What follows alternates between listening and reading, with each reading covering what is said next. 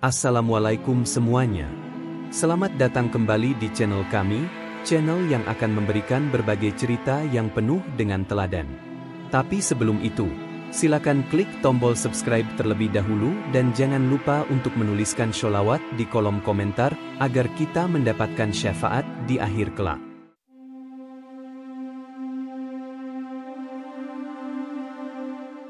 Malam itu begitu sunyi di sebuah desa terpencil di pedalaman Papua.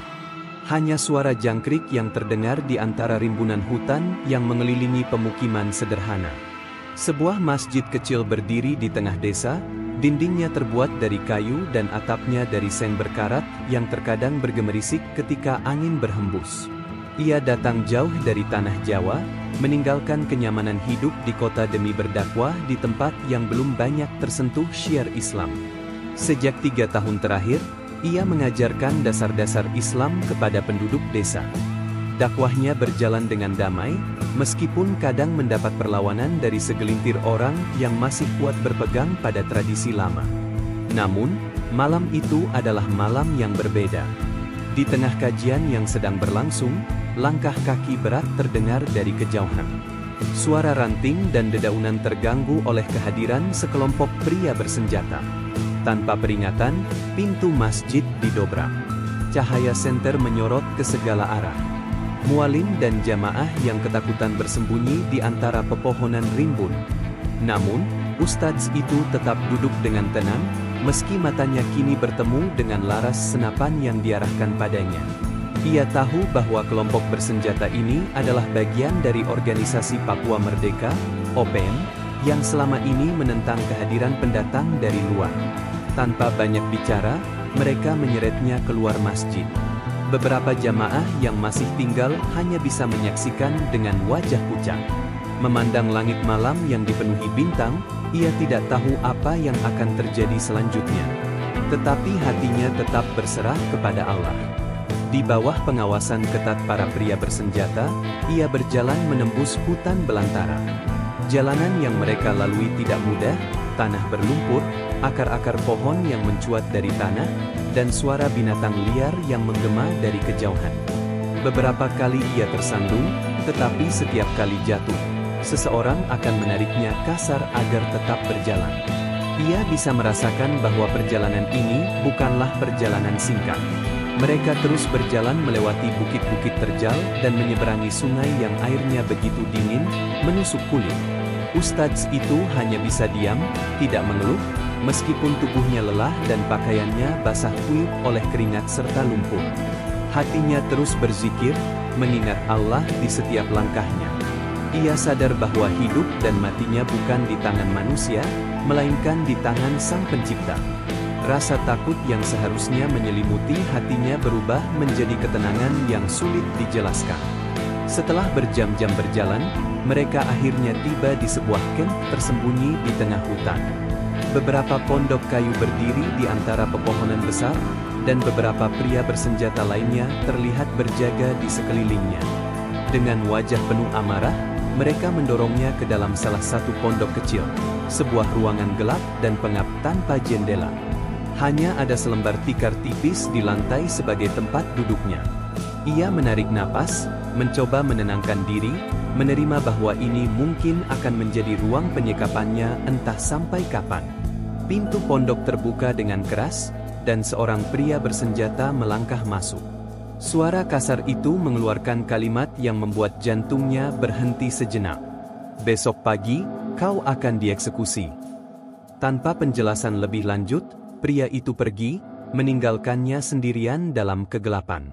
Ia tahu bahwa ini adalah keputusan mereka, dan tidak ada yang bisa mengubahnya. Tidak ada negosiasi, tidak ada jalan keluar, hanya kematian yang menunggunya. Namun, anehnya, tidak ada ketakutan atau kepanikan dalam dirinya. Ia merasakan ketenangan yang aneh, seolah sedang berpindah perlahan dari satu dunia ke dunia lain. Jika memang Allah telah menetapkan ajalnya, ia siap. Ia bersujud di atas tikar tipisnya, berdoa dengan khusyuk. "Ya Allah, jika ini adalah akhir dari perjalananku, terimalah amalku yang sedikit ini." Hari-hari berikutnya ia habiskan dengan beribadah dan berzikir. Para penculiknya tampak terkejut melihat ketenangannya.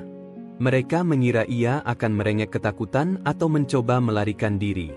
Tetapi tidak, ia hanya duduk diam, kadang tersenyum kecil, seolah sudah menerima takdirnya. Hari eksekusi pun tiba. Udara pagi terasa lebih dingin dari biasanya, dan suasana kamp begitu hening. Beberapa anggota OPM berkumpul di tengah lapangan kecil, bersiap untuk menyaksikan eksekusi yang akan dilakukan di hadapan mereka. Ustadz itu dibawa keluar dari pondok dengan tangan masih terikat. Wajahnya tetap tenang, bahkan lebih damai dibandingkan sebelumnya. Ia melihat ke langit, seolah menyadari sesuatu yang tidak disadari oleh orang lain. Awan hitam berkumpul dengan cepat, dan suara gemuruh menggema di langit. Hanya dalam hitungan detik, hujan turun dengan sangat deras, diiringi kilat dan angin kencang yang menerpa kamp tersebut. Beberapa anggota OPM mulai panik. Senapan mereka menjadi berat karena basah, dan sebagian mulai kehilangan keseimbangan karena tanah berubah menjadi lumpur licin. Hujan itu begitu deras, seolah tidak wajar untuk musim ini. Lalu, sesuatu yang lebih mengejutkan terjadi. Salah satu pohon besar di pinggiran kamp tersambar petir dengan suara yang menggelegar. Api menyala di batangnya sebelum akhirnya pohon itu tumbang tepat di depan tempat eksekusi, seolah menjadi penghalang antara eksekutor dan ustadz yang akan dieksekusi. Keadaan semakin kacau. Anggota OPM berlarian mencari perlindungan dari badai yang semakin menggila. Di tengah kekacauan itu, ikatan di tangan ustadz itu terlepas, seolah ada yang menyentuhnya. Ia merasakan ada kekuatan yang membebaskannya, sesuatu yang tidak bisa dijelaskan oleh logika manusia. Dan di saat semua orang sibuk menyelamatkan diri dari amukan alam, ustadz itu melangkah pergi, menghilang ke dalam hutan dengan langkah yang ringan, seolah malaikat sendiri yang menuntunnya keluar dari tempat itu. Hujan masih mengguyur deras ketika ia memasuki hutan yang gelap. Kakinya tenggelam dalam lumpur, pakaiannya basah kuyup, tetapi hatinya tetap teguh. Ia tidak menoleh ke belakang, tidak ingin melihat apakah ada yang mengejarnya. Hanya ada satu hal dalam pikirannya, melarikan diri sejauh mungkin sebelum badai mereda dan para anggota OPM menyadari bahwa ia telah bebas. Hutan Papua bukan tempat yang mudah untuk dijelajahi. Pohon-pohon raksasa menjulang tinggi dengan akar yang menyembul dari tanah. Kabut tipis menyelimuti pepohonan, menciptakan suasana yang mencekam. Suara binatang malam masih terdengar di kejauhan, menandakan bahwa bahaya selalu mengintai di setiap sudut. Namun, ustadz itu melangkah dengan penuh keyakinan. Kakinya terus bergerak, melewati sungai kecil yang airnya mengalir deras akibat hujan, melewati semak-semak berduri yang beberapa kali melukai kulitnya. Tetapi semua itu tidak ia hiraukan. Baginya, rasa sakit fisik bukanlah apa-apa dibandingkan dengan kebesaran mukjizat yang baru saja ia saksikan. Allah telah menyelamatkannya, dan ia tidak boleh menyia-nyiakan kesempatan ini. Setelah berjam-jam berjalan, hujan mulai mereda. Langit yang tadinya gelap kini berangsur terang oleh sinar bulan yang muncul di sela-sela awan. Napas ustadz itu mulai terengah-engah, tubuhnya lelah, tetapi ia tahu bahwa ia belum bisa berhenti. Ia harus menemukan jalan keluar dari hutan ini, atau setidaknya tempat untuk bersembunyi sampai keadaan aman. Dengan sisa tenaga yang ada, ia berjalan menyusuri tebing hingga menemukan sebuah goa kecil. Tanpa pikir panjang, ia masuk ke dalamnya. Tempat itu gelap dan dingin, tetapi cukup untuk melindunginya dari ancaman di luar. Ia duduk bersandar di dinding batu, menutup mata sejenak, membiarkan tubuhnya beristirahat setelah perjalanan yang begitu melelahkan. Malam semakin larut, tetapi ia tidak bisa sepenuhnya terlelap. Suara dedaunan yang bergesekan tertiup angin, suara burung hantu di kejauhan, dan gemerisik samar dari binatang liar membuatnya tetap waspada. Ia tahu bahwa hutan ini penuh dengan bahaya, bukan hanya dari manusia, tetapi juga dari alam liar yang tidak mengenal belas kasihan. Namun, ia tidak merasa takut. Di dalam kegelapan goa, ia mengangkat tangannya dan berdoa, bersyukur atas pertolongan yang telah Allah berikan kepadanya. Ia tidak tahu bagaimana ia bisa keluar dari tempat ini, tetapi ia yakin bahwa Allah telah menyiapkan jalan yang terbaik untuknya. Saat fajar mulai menyingsing, ia keluar dari goa dan melihat sekeliling. Udara pagi terasa segar, dan sinar matahari mulai menembus celah-celah pepohonan. Namun, ada sesuatu yang aneh. Hutan ini terasa begitu sunyi, seolah semua makhluk di dalamnya sedang menahan napas. Tiba-tiba, langkah-langkah kaki terdengar dari kejauhan. Tetapi yang muncul dari balik pepohonan bukanlah manusia bersenjata, melainkan seorang lelaki tua dengan wajah penuh ketenangan. Lelaki itu berjalan mendekat, membawa seikat daun dan akar-akaran di tangannya. Ia tersenyum dan memberikan isyarat agar ustadz itu mengikutinya. Tanpa ragu, ustadz itu mengikuti langkahnya, merasa seolah ada sesuatu yang membimbingnya untuk percaya kepada orang asing ini. Mereka berjalan melewati jalur kecil yang tersembunyi di antara pepohonan, melintasi sungai dangkal, hingga akhirnya tiba di sebuah gubuk kecil yang tersembunyi di tengah hutan. Lelaki tua itu mengundangnya masuk, lalu tanpa berkata-kata, ia mulai menyiapkan sesuatu dari daun dan akar yang dibawanya. Beberapa saat kemudian, ia memberikan ramuan itu kepada ustadz, seolah tahu bahwa tubuhnya sedang kelelahan dan membutuhkan pemulihan. Ustadz itu meminum ramuan tersebut, dan dalam hitungan menit, rasa lelah di tubuhnya mulai berkurang, seolah ada energi baru yang mengalir dalam dirinya. Ia menatap lelaki tua itu dengan penuh rasa ingin tahu, tetapi pria itu hanya tersenyum, seolah memahami semua pertanyaan yang belum sempat terucap. "Kau akan aman di sini," bisik lelaki tua itu, sebelum akhirnya menghilang ke dalam hutan, meninggalkan ustadz itu sendirian di gubuk kecil itu. Sementara itu, di kamp Opem, kekacauan masih berlanjut. Badai semalam telah merusak banyak pondok, dan anggota kelompok masih sibuk memperbaiki tempat tinggal mereka. Namun, satu hal yang lebih mengkhawatirkan mereka adalah kabar bahwa ustadz yang seharusnya dieksekusi telah menghilang tanpa jejak. Pemimpin mereka, seorang pria bertubuh besar dengan wajah penuh amarah, mengumpulkan semua anak buahnya dan memerintahkan pencarian besar-besaran. Mereka tahu pria itu tidak mungkin jauh, dan segera menyebar ke dalam hutan, menyisir setiap sudut, mencari jejak kaki atau tanda-tanda keberadaan ustadz itu. Namun, mereka tidak menemukan apapun, seolah-olah pria itu telah lenyap begitu saja, tertelan oleh hutan. Mereka mencari hingga malam tiba, tetapi hasilnya tetap nihil.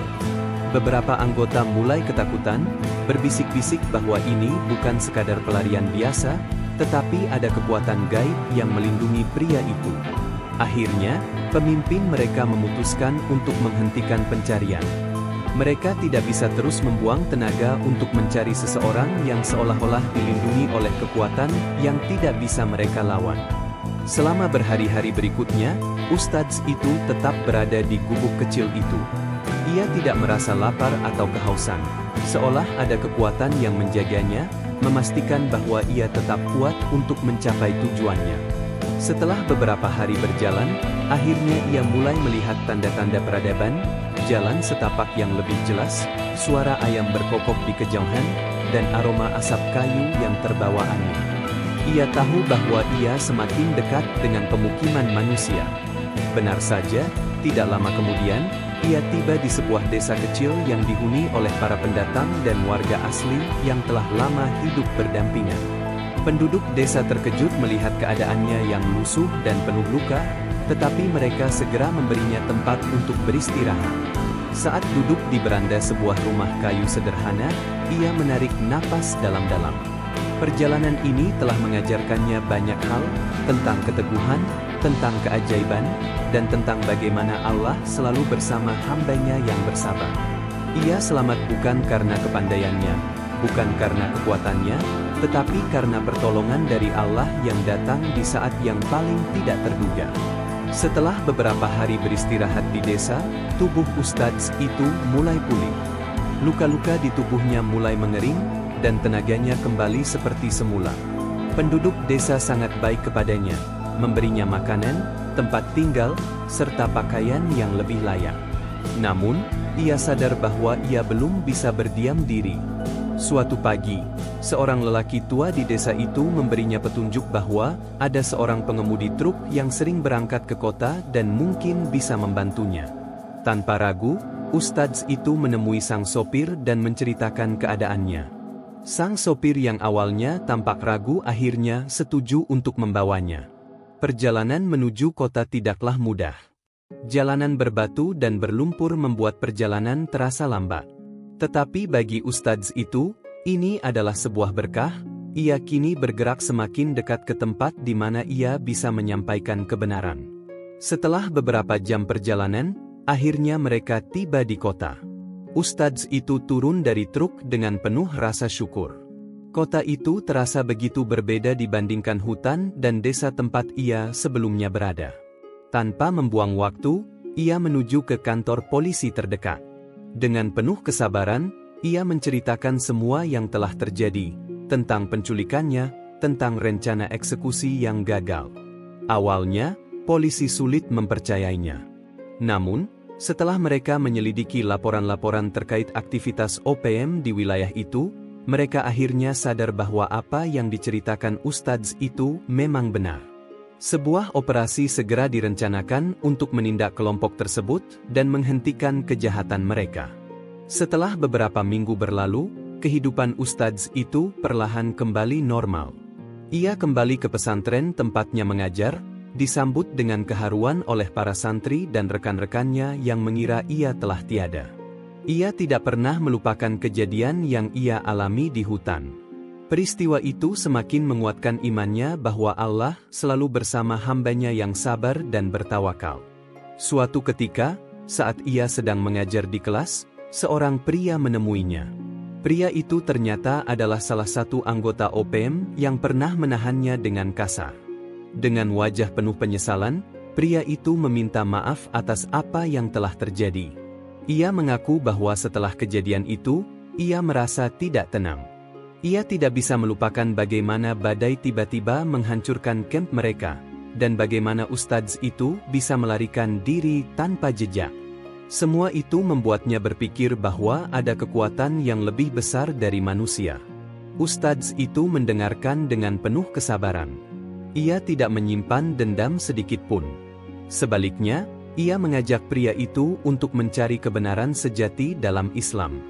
Dengan penuh keikhlasan, pria itu pun akhirnya memeluk agama Islam dan meninggalkan jalan kekerasan yang selama ini ia jalani. Kini, ia menjadi seorang yang taat beribadah dan bertawakal. Dan dengan itu, kisah ustadz itu tidak berakhir, tetapi justru baru dimulai sebagai seorang hamba yang semakin yakin bahwa Allah adalah sebaik-baik pelindung dan sebaik-baik penolong.